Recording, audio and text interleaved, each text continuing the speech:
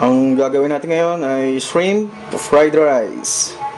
Sinangag na may hipon. Ito yung ingredients natin. 2 itlog, hipon, sibuyas, may garlic, celery, carrots, and green onion. Saka syempre yung magic sarap. Ayan yung mga nagpapalasa dyan. Ang kanin nyo dapat ay magagaling sa rep kahit mga 2 oras lang sa rep or overnight, mas maganda para hiwa-hiwalay siya. Okay, let's start. Ayan, may mantika na siya. Unahin natin ang bawang. Okay.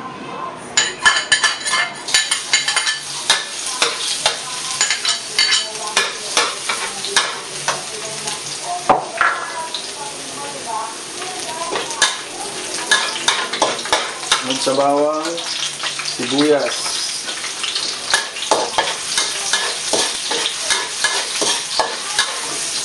Ang kagad.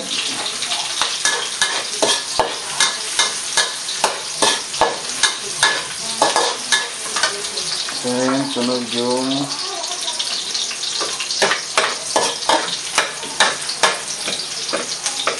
carrots.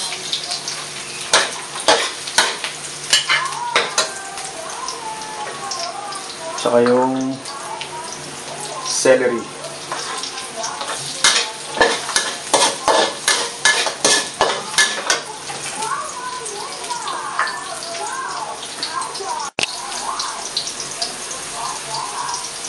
Saan natin lalagay yung log.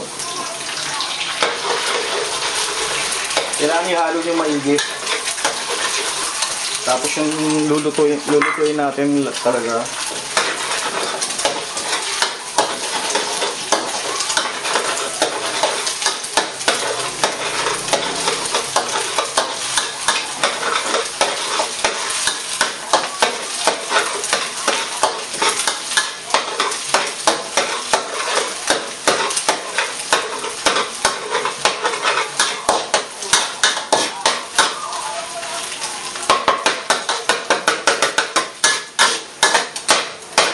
Saka natin lalagay yung shrimp.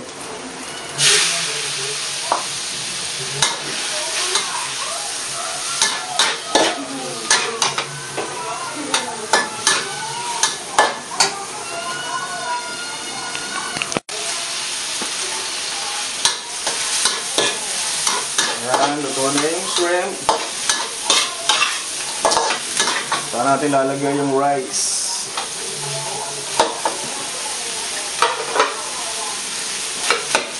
Maigi.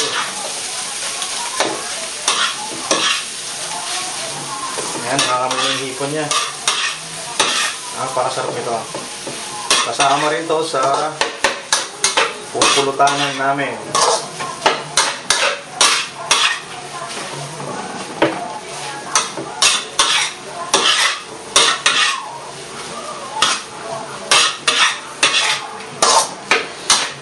Then, saka natin lalagay yung sikreto natin, magic sarap.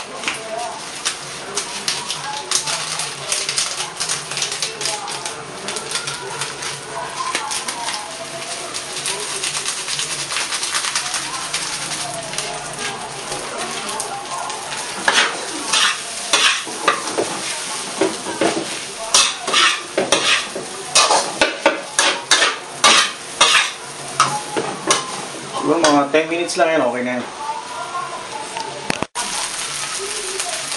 Pag malapit na maluto, lalagyan natin yung green onion.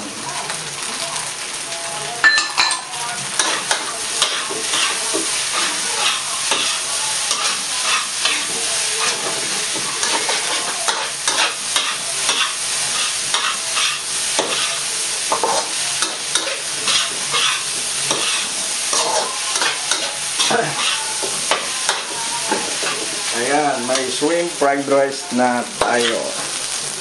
Yummy! Okay, ito na yung chicken feet natin. So, ito yung shrimp fried rice. Ano yan? Okay. Ito mga pala mga bisita ko. Sige. Ayan, umpisa pa lang yan.